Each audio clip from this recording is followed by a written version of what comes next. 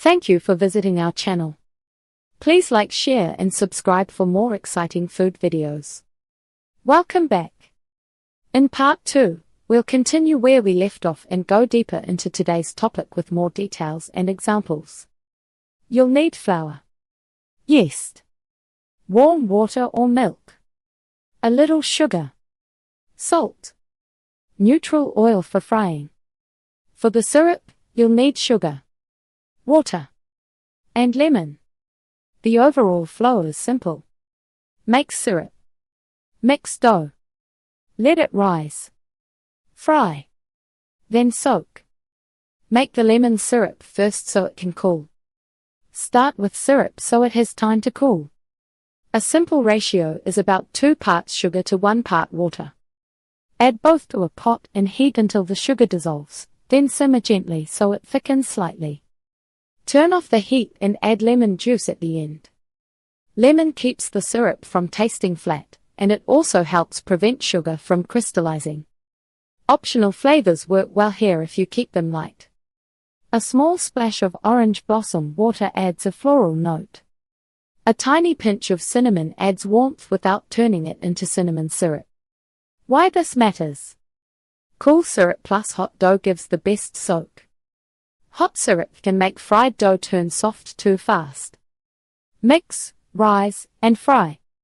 The steps that control texture. Mix the dough, sticky as normal.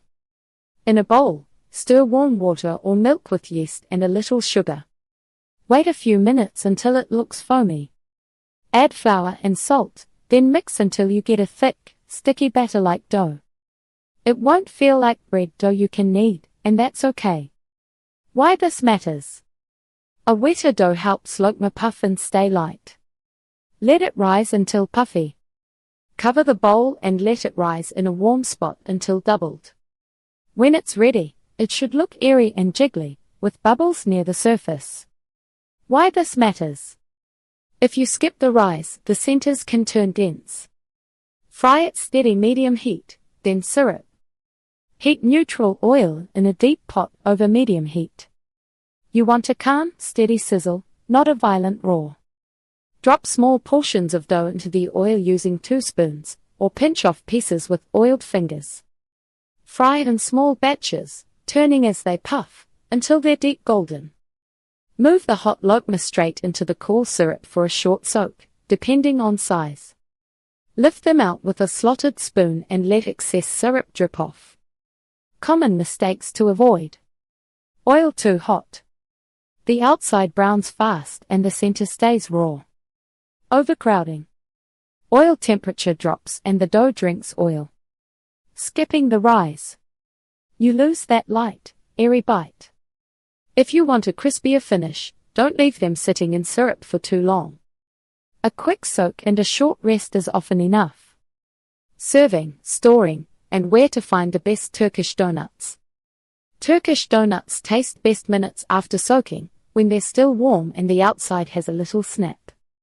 Serve lokma on a plate with a light sprinkle of nuts, or in small bowls so people can grab a few at a time. If you're hosting, set out toppings and let everyone build their own. Buying them instead? Search for a Turkish bakery or a Turkish dessert shop, and you'll often spot trays of shiny lokma or ridged tulumba near the counter. If you're typing lokma near me, check photos for fresh batches, not pieces that look shriveled or dry. Freshness matters more than anything. Great lokma should look plump and feel light when you bite in, not heavy or oily. That brings us to the end of this video. Thank you for watching. Please remember to like, share and subscribe.